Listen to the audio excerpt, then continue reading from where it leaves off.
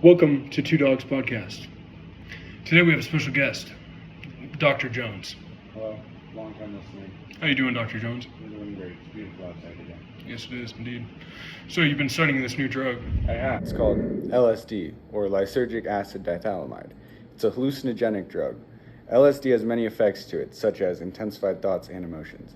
When taking a higher dose, it causes the user to experience mental, visual, and auditory hallucination. People tend to call their hallucinations trips. LSD is typically used as a recreational drug and is considered to be non-addictive and has a low potential for abuse. So, Dr. Jones, how was this drug produced?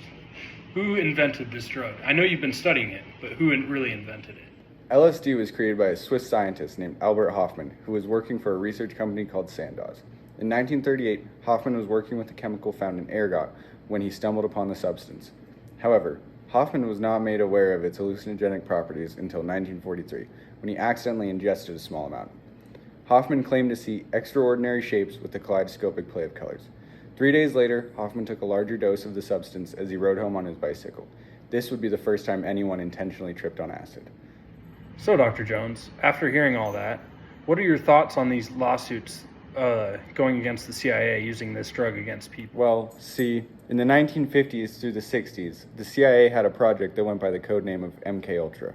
Project MKUltra was a test the CIA was running on volunteers and unwitting subjects. The idea was that LSD could be used as a mind-controlling substance, and they wanted to use it to help win the Cold War. These studies went on for upwards of 20 years and involved universities, big pharma, and medical facilities, up until the substance was deemed too unpredictable for the field. When the public was made aware of Project MKUltra, they were outraged and filed numerous lawsuits, and there was even a congressional investigation led by Senator Frank Church. So, Dr. Jones, I've heard a lot about the MK Ultra project. I want to hear more about this Ken Kesey, right? Well, Ken Kesey was a major part of the 1960s growing hippie movement. Kesey was a former subject of Project MKUltra. When he was a student at Stanford, Kesey decided that he wanted to do his own type of acid testing. Kesey and his series of followers, known as the Merry Pranksters, would host many LSD-fueled parties in San Francisco that they called acid tests. These parties would have bands such as the Grateful Dead, along with fluorescent paint and blacklight. These parties were key to the 1960s growing hippie movement. So, Dr. Jones, other than Stanford, other schools have been doing these kind of tests too, right? Correct? Yes. At Harvard, there were two professors named Timothy Leary and Richard Alpert. These two administered LSD and psilocybin mushrooms to students in a series of experiments in the early 1960s. See, at this time, neither substance was illegal, and acid didn't become illegal until 1968.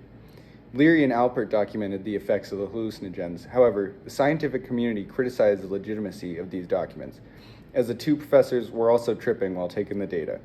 Both men were later let go from Harvard, but went on to become symbols of the psychedelic drugs and hippie counterculture. Thank you for being on the podcast, Dr. Jones. That was some very insightful information about the drug LSD. Of course, it was my pleasure to be here, and I hope to come back very soon. Thank you for everyone for coming to Two Dogs Podcast.